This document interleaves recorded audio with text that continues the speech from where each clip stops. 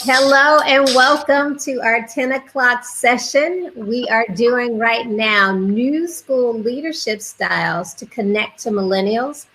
We have a great group of young men that are all my Morehouse brothers, just in case you guys didn't know, had an affinity for Spellman and Morehouse. I'm their Spellman big sister.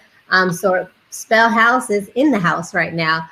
And they are helping us with our 10 o'clock session for our Tech Tuesday. And let me tell you, these young men are some of the brightest of the bright that you will ever hear from. We have Michael Summers from Johnson & Johnson. We have Jeff McHenry from Wyden & Kennedy. And we have Stuart Cornelius from Twitter.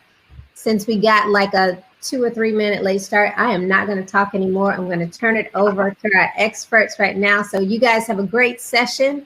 We'll come back in to close it out. Thank you. Thank you. So welcome. Thanks for taking the time to hear our voices today. So my name is Mike Summers, and I'll let the entire crew finish in a moment. But collectively, we have a podcast. Sorry. I couldn't hear what you said. Oh, sorry, the computer was talking to me for a second. But so we collectively have a podcast called Marketing Misfits. Find it on Spotify, Apple. In fact, just for support, go out and follow, subscribe, rate, and review right now. And we'll try to prove ourselves as we go through this presentation. But we wanted to just kind of take some time to pull together and show you guys what we do within our podcast studio. Typically what we do is we try to find current event and communicate them in a very specific way. I think when we all came into the marketing industry, we saw kind of a lack from a diversity aspect of communication from two fold.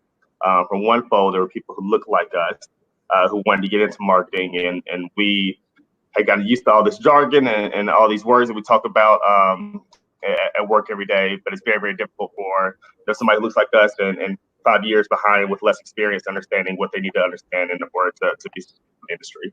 So this is a way of us kind of talking about that stuff in the language that we're used to talking about. So as we go through this conversation, it'll be very relaxed, it'll be very comfortable. You'll feel like you're hopefully in a conversation. Yeah. Secondarily, there's also an aspect within corporate America and within the marketing industry that we work in, of being able to of ignorance of our voices, and we've kind of talked about this exponentially over the last month or two. But there's been a huge ignorance of what we feel, what we're thinking, and specifically, I think even people of color, but more specifically Black people within corporate America, being seen as almost the exception. We see what's going on in the news and kind of, or even, just turning on the radio and being part of culture. We start to see, or corporations start to see ourselves kind of being detached from that. This was a way of us kind of pulling back that curtain and letting our peers in corporate America who may not look like us into that window, that conversation we have. So as we go through this conversation today, we try to be as real, as authentic, as comfortable, as conversational as possible. We ourselves, as we're talking about leadership and courage and vulnerability, we're showing courage and vulnerability ourselves, as this will be our first legit attempt at kind of a live podcast. Yeah. I'm very scared. I'm not gonna lie to you.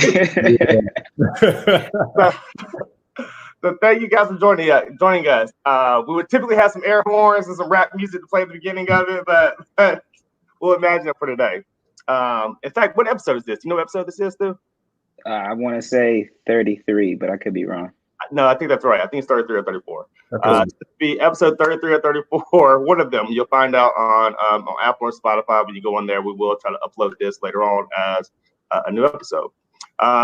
So I'll introduce myself, and then we'll get the conversation started. We'll go around. So I'm Mike Summers. I work at Johnson & Johnson. As mentioned and introduced, I lead a startup accelerator at J&J. Focused on kind of innovative marketing capabilities. Outside that, I have a couple of startup ventures that I work on. I'm also a DJ, podcaster, as we're here today, and had a long career DJing as well leading up to today. So with that, I'll pass it over to Stu to introduce himself. Yeah, hey everybody, good morning. Thank you for getting up with us. My name is Stuart Cornelius. I work at Twitter. I've been there for it'd actually be 6 years in 2 weeks. And I manage a team on entertainment partnership solutions that is the main liaison between very high profile folks on the Twitter platform, getting them tools they need to be able to disseminate information, and also giving them looks at different products that we haven't released yet. Jeff? Great. Hey, how you guys doing? My name is Jeff McHenry, strategy director at Wieden & Kennedy. So the brands that I work on Nike and Jordan. Also work on 2 Coke brands, so Sprite and Vitamin Water. And before that, I was at Translation for probably about the same time Stu's been at Twitter, a little bit over 6 years. And there I was primarily working on the NFL and also their State Farm NBA partnership with Chris Paul. Awesome. And I'd be remiss if I didn't shout out our 3 podcast mates who are not here today. So Yesenia, Dave, and Ryan, who all represent iHeartRadio, Spotify, Heineken, a few different things over there. All right, cool. So today we're going to go through leadership and talk about particularly our lens as young Black millennial men. Jeff, who is our scholar. Oh man! Now there's so much pressure. So Jeff will watch something like The Last Dance and get very upset and go and write an entire novel on his feeling about the Last Dance. You call them think pieces, Mike. So we let him get it off his chest. We're gonna talk a little bit about some things today. So Jeff is gonna lead the conversation when we're talking about 3 key topics that we think is important today within connecting for leadership within our various marketing experience. Take it over, Jeff. Cool. All right. So the first thing that you see on your screen right now is a picture of Michael Jordan and Horace Grant. And I think the reason we wanted to use Mike as an example is because he's the quintessential figure associated with lighting a fire underneath people, or even this concept of tough love. So Mike's tough love leadership style, it's one that's been well documented, as Mike mentioned before, especially if you guys watched The Last Dance. So throughout the course of the documentary, you saw in many cases, he was pretty much considered a tyrant to his teammates, often berating them, chastising them, sometimes getting into physical altercations with them. But I think this was an important note for us to focus on, because this notion of tough love it's not only unique to Michael, but it's an approach that has been celebrated in the world of sports. And I think for us, we started to see, especially earlier in our careers, that it was ingrained in the culture of business as well. And so just this notion of leaders kind of delivering harsh criticism has kind of been masked as this notion of that's what you need to do to put a fire underneath people or get the most out of your team. So I think what we wanted to do by kind of starting here was just talk about how the concept of tough love and motivation and whether that still works in today's workplace culture. And the other aspect to that too, I think we talked about this on the podcast too, was in the Black community, that is such a strong part of the love that we receive. There's a lot of tough love, especially, amongst how we're brought up, because our parents feel like they need to prepare us for what the rest of the world is going to look like, which isn't necessarily the one and only way to light a fire. But it's worth noting that there's a historical context to how we view and respond to that kind of love. Yeah, and as Stu mentioned, we talked about this on the podcast. I've even thought about it more, and Jeff wrote an entire article kind of breaking down some parallels between The Last Dance and corporate America and leadership. And since then, I've been thinking, and I struggle on 2 sides of it, because I kind of have two opinions for it. So there's one aspect of Mike's kind of like dominant style of leadership and authoritarian style of leadership isn't what I would want to live under, and isn't how I would probably lead my company, because I want to have people bringing the best ideas, making me stronger. I also have a mentality, and I think many of us in corporate America do, that I don't know everything. Yep. I need smarter people around me in order to contribute to it. That to me is like building a team. I see this other side of, is this way correct if you're not trying to build a team, but you're trying to have somebody execute your vision? So I wonder, like, do we give the Bulls too much credit on being a team, or were they just executing Mike and Phil's vision? And I think about people like Steve Jobs, who wasn't a nice guy. That's putting it mildly. Yeah, that's great. But, he was smart. He had some great ideas. He had better ideas than most of us. Yeah. So he just need, people to execute his vision, and it wasn't about him motivating those people, but just executing against that vision. I struggle with those two. That's a great point. I think another aspect of that too is like it's a style that just doesn't necessarily work for everyone. And I think when you are a leader, and I think when you brought up Phil Jackson, I think one of the most genius things about Phil Jackson is that he adjusted even his coaching style depending on the player. So you saw the way that he coached Rodman was different than how he coached Pippen, different than he coached Jordan. So I think one of the most important things in that is that there's not a one size fits all approach to leadership. And I think when you're talking about people who are on your team, for people who you need to execute your vision, maybe that style does work. There are some people who might be a bit more free thinking and innovative and creative, and maybe that doesn't work for them. But I think it's just that there's not a one size fits all approach to it. Yeah. Go ahead, Mike. The one size fits all piece is so it's definitely relevant, right? And you can go in, and I think as a basketball player, you can go in and figure out what kind of player you are and the skills that you contribute, and focus on doing your job. Something that you referenced in your article with Bill Belichick really within the Patriots. But is there confusion of wonder about what your job is? And I think about kind of corporate America. We come in and everybody is, in theory, kind of fighting for this one vision of what success is in those companies. And even if you have specialists or other tracks, it's usually apparent of what the central track is. But in NBA, I'm just happy to be there. And if you want me to be a shooter, I'll be a shooter. Do you think people in corporate America, people can get confused on what your role is and how what you contribute to the team and what you need to be doing in order to be successful?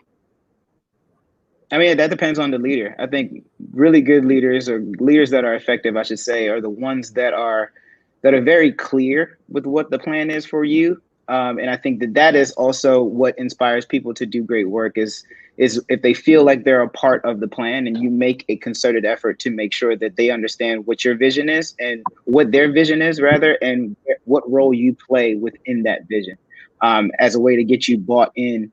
And to be creative, I would venture to say that, Jeff, in any project that you've had, you probably performed way better when you've been given the keys and they trust you to do quality work, because they know that the rigor that you put into it is going to make for a very successful product. Is this just everybody gets a trophy? Nah. We had to talk about as millennials, right? It's just we're coming from the age of everybody getting a trophy and everybody wants to feel good. Mm-hmm. And old school leadership is what built these companies that we work for in the first place. Yeah, but I think maybe not used to. I think. Well, I think markets kind of dictate, the conditions, right? And so, years ago when tech companies were giving stock and having micro kitchens for foods, other companies had to adjust to that in order to compete with getting and garnering talent, right? So, I mean, I think that is going to change, right? There's a way to be successful without being a tyrant, without being the person that's like 9 a.m. I want to see butts and seats. Like, there's a way to motivate without using the stencil of which these companies have been created, because as we know, they're extremely flawed. They're systemically racist. There are aspects that don't allow us to shine in any confine unless they make room for us to be great within their walls. I'll tell you what I do appreciate within this old school style leadership. There's the aspect of great. So MJ, Kobe, what's different those two? Were killers. But they came in and they came to kill, and they didn't celebrate the little wins. They were focused on, I need a ring and what I need to do to get a ring. In corporate America, I struggle with this one. When you guys can, do we give out too many participation trophies to ourselves? And that may be based on like the structure of the company and what you're actually responsible for and what you can contribute and what you need to do. But like, are we too happy to work for the number 2 brand and satisfied with being the number 2 brand? Or are we too excited about this one activation or this one campaign, as opposed to like the actual ring and chip, which is probably number 1 in your category? Yeah, but what are we quantifying as a chip, right? Is it to get a Cannes Lion every single year, or is it to do meaningful work within your community, or that? And that's a part of the leadership thing. What do you hold sacred to you? What are your core values, and how can I help you reach and maintain those values and actually get something done? I think that's the important part there, right? Because I wouldn't necessarily, some of my favorite ads don't win Cannes Lions. You know what I'm saying? Some of the tear-jerking ads that touch me emotionally aren't the ones that are winning Grand Prix. But I still think it's meaningful work because it's either thought-provoking or it incites a conversation within the community. Well, that's a good question because we're at Inkwell right now. Mm-hmm. So is Cannes the chip? Is any award? Well, creativity. Is that a chip? Yeah. Can you guys hear me? Because sorry. Yeah. All right, cool. Because you guys are frozen on my screen, so I didn't know if it was buffering for me. Now we can hear you, brother. I bet. All right. So I would say this. I think it kind of goes back to what Stu was mentioning in terms of, and I think a lot of us have looked at like what personal happiness is. And I think when it comes to business, there can be varying degrees of what success looks like. Personally, I always go by the group chat test. So I think anything that I make that I feel like either is flying through different group chats or people are sharing or talking about is the type of work that I want to make. And I think that awards are also fantastic, but I think the fact that when your peers or people who look like you, the work resonates with them, I just find that is always the most impactful stuff. But that's just my personal barometer. So I think that's not to say that that's the end all be all, but based on what I view as great work, that's where I would start. All right. So what's your next point, brother? Let's see. Are we going to the okay? Yes, and girls do play sports. You know what I'm saying? We got Cynthia Cooper and Lisa Leslie, some of the best winningest champions out there. Exactly. And I think Lisa Leslie's approach was really great because there was a point in her career where she took less money to win, right? And I think that's something there too. Again, like I was saying, it takes a company to really want to win bad enough to change the system a little bit, a little bit more than they would normally, right? In any places you ever go, no one would ever tell you to take less money, right? But if the goal is to win, then you kind of sacrifice, which is what we all have done and what our parents have done and their parents before them. Perfect. All right, to this next point, Jeff, we're about to talk about leading with courage and vulnerability. Yeah. That's some work that Brene did, which we thought was interesting that three young black men were about to come and talk about vulnerability, which isn't our it's not go-to. Go for it, Jeff. Yeah. So as Mike mentioned, now you see Brene Brown on your screen. And so she's the author of this book, Dare to Lead. And actually one of the main inspirations kind of behind the conversation we're having today. So one of the things she talks about is the difference between armored leadership, which is essentially being a knower and being right. And then the concept of daring leadership, which is being a learner and getting it right. And I think that this is super important because one of the biggest mistakes I know I made as a leader was thinking that I needed to have all the answers all the time. And Brene's sort of philosophy of leading with courage and vulnerability it really opened things up for me. And I think one of the things that's important to talk about is vulnerability gets a bad rap. It's typically seen as a weakness, but in reality, it's something that requires a massive amount of strength. You actually can't be brave or courageous without being vulnerable. And so leading with vulnerability means a couple things. It means managing your team through three things: through uncertainty, through risk, and emotional exposure. And it also means, encourage, I think, is one of those things where it's really about having the ability to show up when you can't control the outcome, which is scary, as a leader, especially when you want to be able to have all the answers and be able to solve everything. So some of the practices I think that are important when talking about leading with courage or leading with vulnerability are remaining curious, asking lots of questions, and just admitting that you don't have all the answers. You don't always know everything, which is obviously not easy to do. So I guess with that, I just wanted to open up to talk about, how do you guys incorporate some of this stuff in your own leadership styles? Yeah, I wish I had the air horn on this one. Drop a bomb. Honestly, I think this conversation right here is just so relevant to everything we're having around kind of conversation around Black lives and everything right now for two reasons. Because I think these are the aspects that have held back. And we've been pretty frank over the last month or two, white people in these conversations.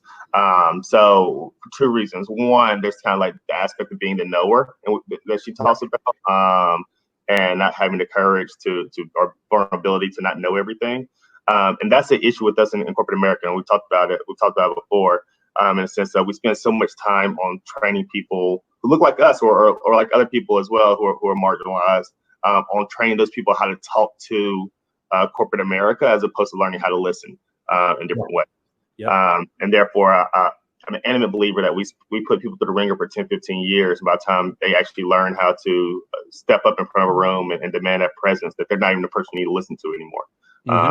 It's some 22-year-old kid that was graduating Morehouse. So like, how do we be okay with a little bit more with not knowing? And then it's the vulnerability aspect of, we've all heard this within this conversation around Black lives, of white people not knowing what to say or fear of saying something wrong or a misstep.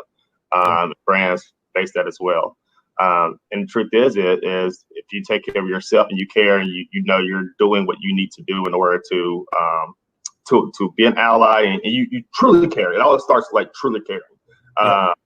Then you're okay with being vulnerable. You're okay with falling short, because you realize even if you fall short, you're making progress along that way and kind of pushing forward.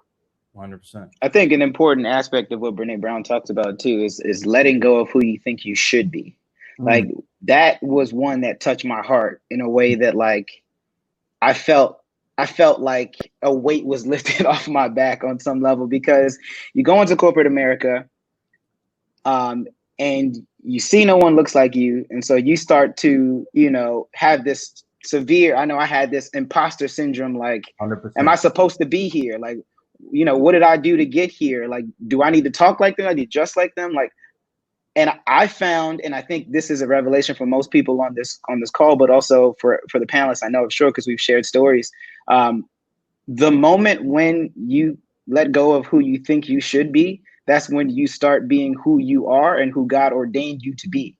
And in that instance, the best work, the most fulfilling work, and the best version of you comes out, and the company gets to reap those benefits, which is why I think we're starting to move into this section of our community where people are becoming entrepreneurs, because they see the value of their ideas and pushing their ideas and getting them funded and becoming their own company, as opposed to making other companies or allowing other companies to reap the benefits of who they are. Yeah, totally. And I think the thing I would add to that is, like, and then you always hear this phrase of bringing your whole self to work. and I think for us, we always thought that, like, there was no truth in that statement for us, because to your point, Stu, like, there is that imposter syndrome. But then in addition to that, like, when you are a person of color that's in a leadership position, because we feel we have to act a certain way, there is a bit of posturing that happens, but that's a survival tactic. So I think that that's one of those things that we never really felt we were afforded the opportunity to bring our whole selves to work. And I think what's happening in this moment is that you're seeing that people are opening up and being more vulnerable, being more open, expressing just frustrations that they've had for long periods of time. And there's an openness in the workplace that I think hadn't been there before. Yeah, so even having those conversations with the people that are on my team, like, that's how I'm able to connect with them in a different way. Other managers, other leaders don't speak in that manner.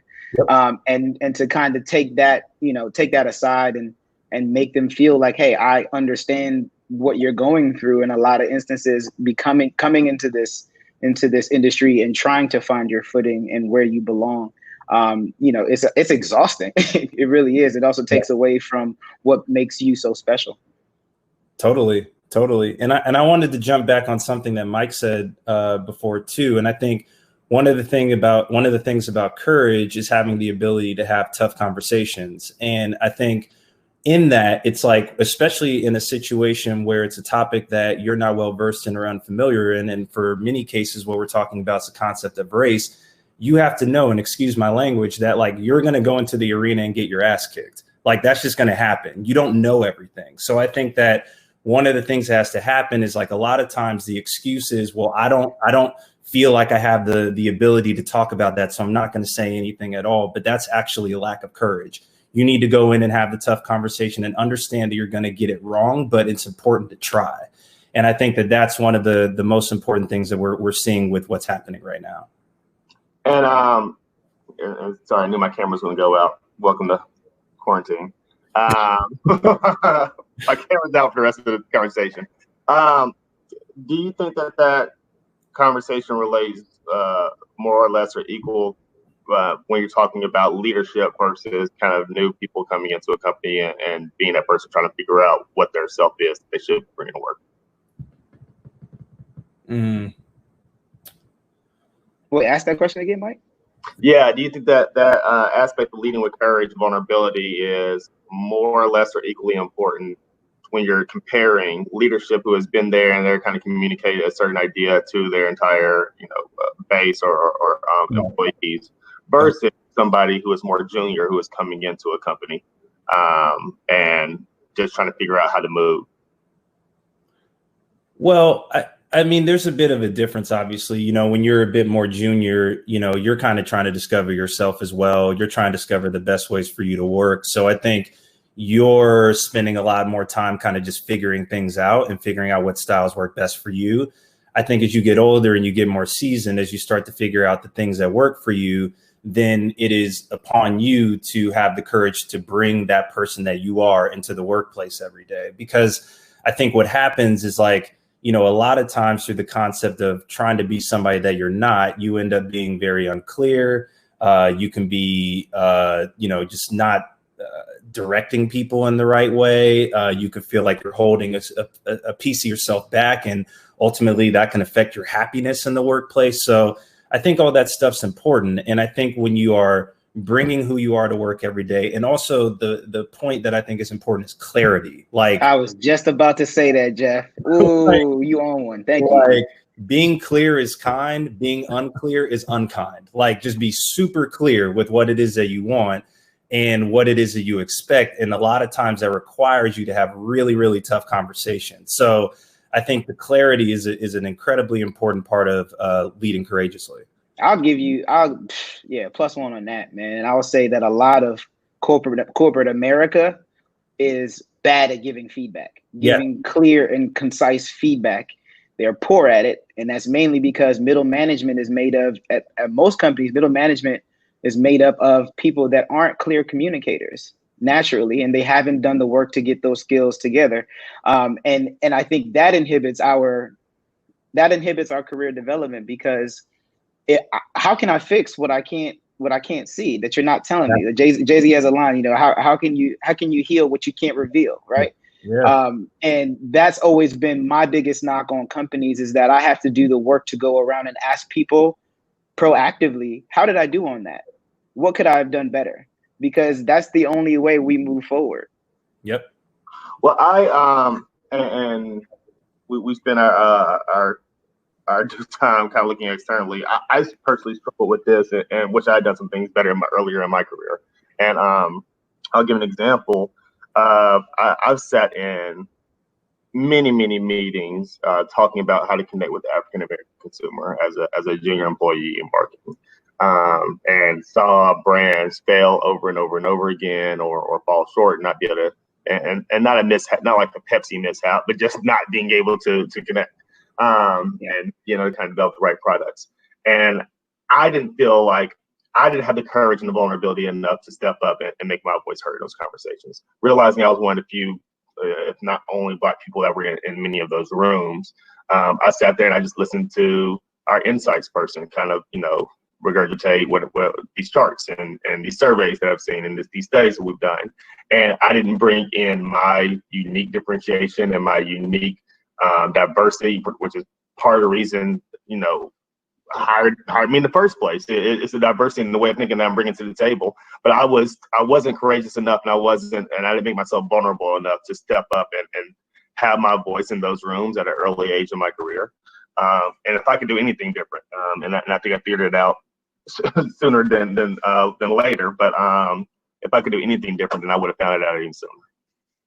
Yeah, I mean, next to Jeff's point about the armored leadership and the daring leadership, I think that's the aspect of it that's important, right? Is that your leaders should have been more nurturing of that idea that you would have a diverse perspective that would allow for them to peer into that window, whether or not you leaned into that or not. If you're given enough times there to do that, you're going to lean into it, because at that point, I think you get to a point later in your career where you understand your power and you know why you're in those rooms, and you understand it's your duty to be honest in those rooms. Yeah. Cool. When you can, because sometimes it's exhausting. I can't sit here and tell you everything about being Black. That's a lot. But yeah. It is a lot. And I think what I love about the conversation today is I think we as I'm gonna speak specifically to corporate America, Black people in corporate America, I think we're grabbing the conversation by the horns in a way that we haven't I haven't ever seen. And we always talk about it, and people, will listen every here and there, and we'll make comments and we'll make points here. But I just think we've done an amazing job of being able to be transparent in these conversations and force the conversations to stay focused. And that's the hardest part. Is race is a really, really tough conversation, and we like to change the topic a lot. And it can quickly become, well, everybody has a problem. And that's why we have to really kind of recalibrate and focus. So we're talking about Black lives right here. And so that takes courage in itself on our end, to kind of hold ourselves and others, people, feet to the fire. But then also, I think it's courageous on the person, even more so on the other end, having that conversation and being able to understand that this isn't a time for you to empathize or reference your own situation or your own, and all of us are all diverse and have our own situation and diverse aspects of life that brought us here. But being able to kind of be vulnerable and say, I'm just here to listen, or I'm here to listen and figure out what to do next to help you, to me is the epitome of vulnerability and courage. Yeah, and I think one important point to add, which I just think is really important, is like also having the courage, to admit as a person of color that works in the workplace that you don't have all the answers either. So I think what happens sometimes, it's like you'll go to your Black employee and ask them for, what should we be doing or what's the answer? And it's like a lot of us are trying to figure that out ourselves too. And so I think what happens is like being vulnerable in that moment to say like, hey, this is what I think. This is my own personal point of view, but I might not necessarily have the answers either. Like maybe we should bring more people in, more people of color to get more opinions, I think is super important too, because like there is not one person who is a representative for the entire Black race. Like, and I think that sometimes that pressure comes on us, especially as Black leaders, to have all the answers as it relates to what we should be doing when, I know a lot of us are going back and re-educating ourselves and make sure that we're knowledgeable of all the stuff that's changing and all the stuff that's going on. And that's a constant, work in progress. But I think even having the vulnerability to say, hey, here's my opinion on it and what I think, but that doesn't mean that it's the end all be all, And that's the biggest thing I learned in Morehouse when we talked about that. Yeah. Because, the diversity of the Black man. And, I'm a biracial man from Jackson, Mississippi, and Jackson Black is Jackson Black. It's very different than, Ghana, or it's very different in New York. It's very different in LA. It's very different in Nigeria. And it's very different across socioeconomic statuses. It's just different across creativity spectrums. It can be different in so many different ways. It's almost tiring having to reiterate that you can't speak on behalf of all Black people at work sometimes. But at the same time, you're like, but I do think I'm right on this one. Yeah, there's some stuff that's table stakes. It's like, yeah, I'm 100% absolutely right about this. 100%. It's okay to not all have all the answers. Right people, but I'm gonna do it this time. I don't usually do this, but I'm gonna do it. You ain't got nobody else to ask. Solid, man. So I know we and we're coming up on our last point, and really getting into we'll get to this last slide around a different time that we're kind of facing and what leadership looks like where we are today. We'd love for you to start that conversation, Jeff. Yeah, we can keep this one a bit more open-ended. And I think it's more so, just the fact that I know we're all struggling with how to lead teams, keep them motivated while we're working from home. And I think for me, I know one of the things I've been working on is trying to maintain some level of constant communication with my team. But if I'm being open and vulnerable, I have very bad Zoom fatigue. So it's trying to strike the balance between being on camera and interacting and being able to establish that human connection, but also knowing that staring at this green light all day is probably messing with my eyesight in really bad ways. So I guess for you guys, what are some of the things you guys are doing to, keep people motivated from a distance? I mean, I focus more so on the connection than the motivation aspect of it, because I often feel the most effective leaders are the ones that are able to connect with the people that they work with, and the people themselves feel like they want to work for that person, if that makes sense. So I've created time for my team to just, when we have our one-on-ones, just to check in about life stuff, not even about work stuff. How's your family? How's everything going for you right now? What can I do to help? What blockers can I remove to maybe help, anything that you have going on in your life? I think the connection aspect has always been the most important thing for me, because I do believe that my team are some really hard workers. And that's the biggest thing for me, is like trying to offset that by being like, hey, you haven't taken time off in a long time. I know we're at home, but even if it's just to sit in the crib and relax, like, you should take time off. Yep. That kind of stuff, I think, is more so I'm focused more on the humanity of the person than the actual work that gets done. That work will get done. I'm not worried about that right now. I'm worried about how they are doing. I had to take up a couple extra therapy sessions myself, because I am a busybody, and being at home is very difficult for me. But that's really been me. I've been focused on the connection and focused on the humanity aspect of it. The Zoom happy hours are cute, but I really want to make sure that folks are doing well, and I'm doing everything I can to help them out. Yes, so I want to ask you about that. I'm glad you brought the Zoom happy hours, because I'm so over that. It's a wrap. So I think we're all kind of facing the same conversation on. I've heard across the board, people who are working at home feel like they're working more now than they were before. Yeah. And then in addition to that, we're trying to layer on top of kind of the work social aspect through happy hours or whatever it is. And then you get off work and your friends want to do a happy hour as well, and you're back on the screen. Yeah. Just wondering how do you balance that aspect of kind of being personal and breaking that personal connection, but then respecting time at in the same breath? It's a good question, man. I think for me, at least, I know that I block out time to make sure that I do get away from my screen. And even if that's just to lay on my couch, Don Draper style, I just got to do it. You know what I mean? I think it's really about just having that time to kind of reset and reconnect and get ready for the next thing. And Stu knows this as well. We live in the same neighborhood.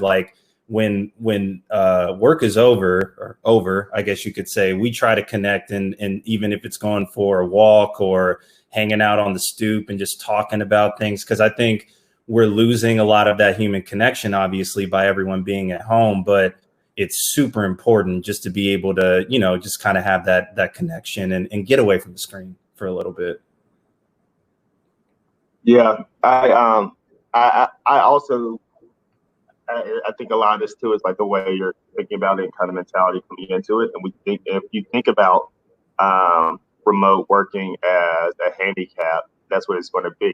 But if you think about this as like, rarely do I have an opportunity to look at one of my employees in the face and connect with them while they're in their home, with their most comfortable place on earth that they're at right now, and connect with them on a deeper basis. Never do I have opportunities to honestly like really talk with my whole team and see how everybody's doing. And we do that, when we start our calls and Zoom or face to face, but we're in the office, everybody's kind of running around and paying attention to different things, or people are looking down at their laptops and multitasking, or you kind of have this one off in the hallway. But there's a new benefit to the way we're working. If you can kind of have that switch in your mind and come into it with the pros and with the new things that you can do, because the truth is, it's like you'll never get the time back.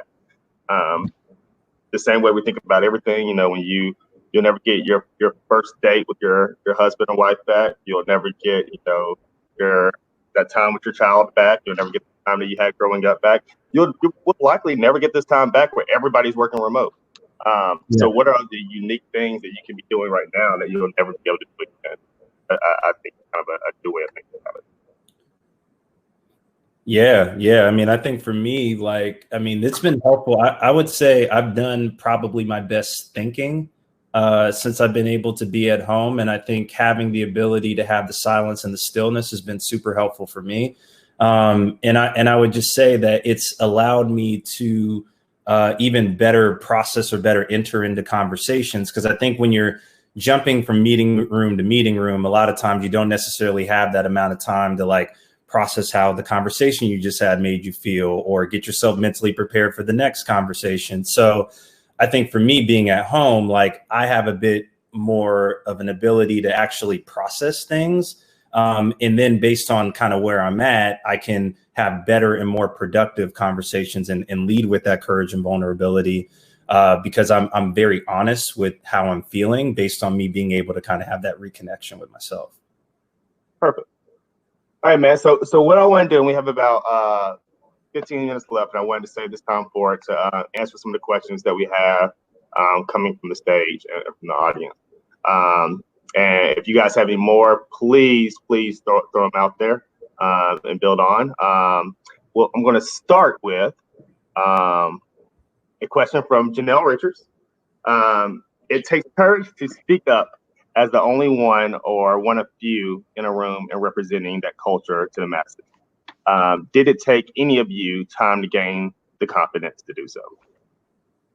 Absolutely. It took time. I'm telling you, it took time. When I got that piano off my back, where I felt like I had to be all things for all people and all of that, and I just had to focus on what my instinctual reactions were to certain things. That's when I started speaking up. And I think that in those rooms, I just felt better after I said my piece. Whether or not they leaned into what I said or they didn't, I felt like I was being true to me. And I think that's where values just kind of they help you, because they're your compass to who you are as a person. And that in those rooms, it wasn't always like, yeah, don't do that because it's tone deaf, but it could have been something slight that, that stopped them from moving in a direction that would have been pretty bad.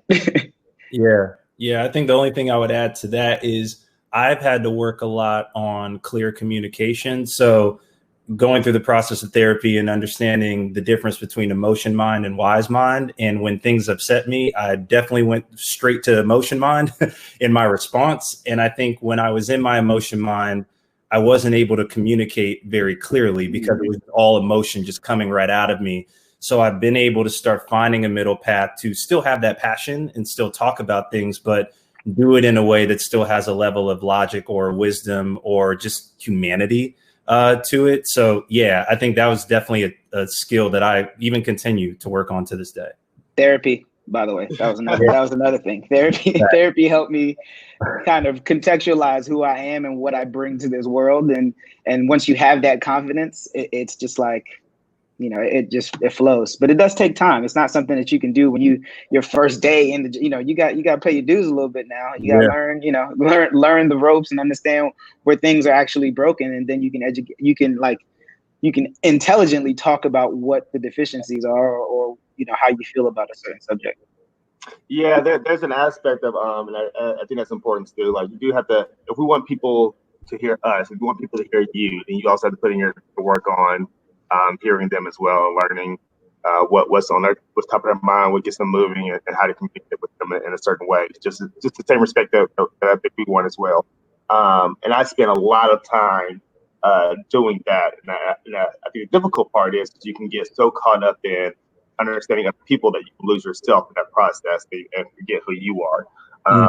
And I went through that journey, and I had a day. I don't know if it was a literal day, but it was a concentrated period of time where I think I woke up and realized who I wanted to be, and who I was, and my differentiation that I was bringing to work. And for me, it was that kind of intersection of marketing and digital, as well as like culture and multicultural, as well as like innovation, and just kind of thinking about what's in the future.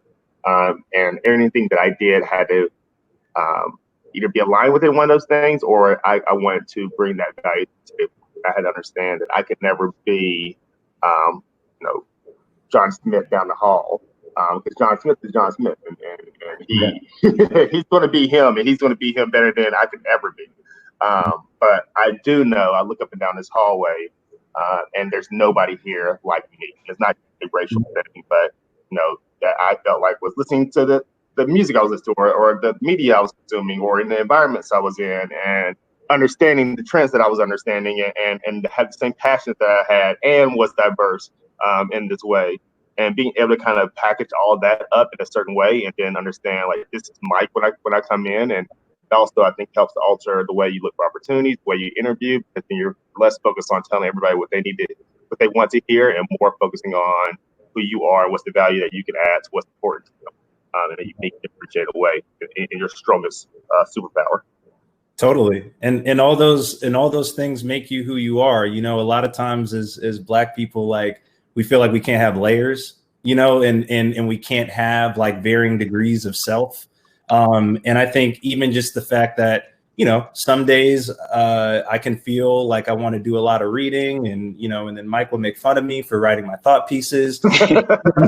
And then other days, like I might just want to listen to a whole bunch of like Lil Uzi and like just kind of vibe out a little bit, and it just kind of depends. I like how you're looking in the sky as you think about listening to Lil Uzi. About this Uzi record I'm about to listen to after we get off the panel. But I think with all that, man, it's just like all those things make you who you are. And again, when it's like you're bringing your whole self to work and you're leading with courage and vulnerability, it's like people should be able to see those varying aspects of you, for sure. Perfect. All right, I'm gonna go to the next question.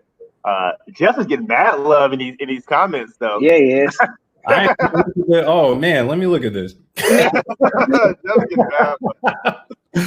All right, so what are actually I'm gonna go to this last question because I really like it. About training. So do you use or advocate for ongoing trainings for your teams, and is that specified in what type of training? So I guess interpret it for what's important for you. Yeah, I mean, I allow my team. It's something that I actually push our team to do quite a bit. I've only had one person on my team actually take me up on it, but I help the team kind of find leadership programs within different schools to take training and education courses against those subject matter, because my thing for them, and when I got the job, my main goal was to grow them within their career and grow them as people. And so all of the leadership things or principles that I think the courses kind of encompass, I push them to take it. And thankfully Twitter has been gracious enough to be able to pay for some of those classes as well. So I do push them to take trainings that as it pertains to the job, but also as it pertains to leadership and understanding how to deal with people on a human level, not necessarily this is a human being, this is how you talk to human beings, not the obvious stuff, but the stuff that they might not have been so privy to. And I also talk about my therapy quite a bit in those meetings with them, because I want them to know that they're not going to have all the answers, even as it pertains to themselves, which is an important thing. And I mean, that's vulnerability for me on some level, but I want them to know that it's okay to not have all the answers, but to do the work to get to where they want to be as people. that's always going to be the path to getting better. Yeah, for myself and my teams, and I'm at Johnson Johnson, which is a different type of company than both Jeff and Stu, as well as I'm sure a lot of people in the chat. But for those who are working for like a large multinational company or brand, the biggest things that I've been able to, so there's one aspect of just kind of like knowledge and approach and being able to even think. And I think there's a certain aspect of most of our employees who've gone to business school. So you had a foundation there. And then when you get into the company, your manager should be kind of consistently teaching you this. And we have laid out some frameworks as well to help you kind of think through things. But it should be, I really believe it's an ongoing thing within your leadership. But then there's also an aspect of just like how are you getting more information to your employees. And what I found most beneficial working at a place like J&J, that's why I brought it up, is really leveraging the partners that I have around us externally. So our Twitters, our Facebooks, our Googles of the world, everybody in tech, and being able to kind of train us to stay up to date. But then also even smaller vendors and smaller partners who are either working with us already or just looking to get in front of the door. And I think and we're not, you may not be used to like having, these big pockets that we have with J&J, and everybody wants to talk to a J&J. Well, then this can be a mutually beneficial kind of relationship. Vendors want to, or partners want to be in front of brand owners and want business and want to work together on driving these goals. And a lot of times they're much smarter than us as brand owners or product owners are on these type of topics and keeping up externally, because for the most part, I think the longer a company has been around, the more successful a company has been, the more prone it is to be internally focused because they've been at the top. There's been nobody to learn from for so long. So there's an aspect of being able to kind of bring in those younger companies and younger people to train and teach everyone. Mm-hmm. All right. So last question, we'll close off on. What are some of the challenges you've had as a leader, and how have you navigated through? This is the ball drop. So need the big gems.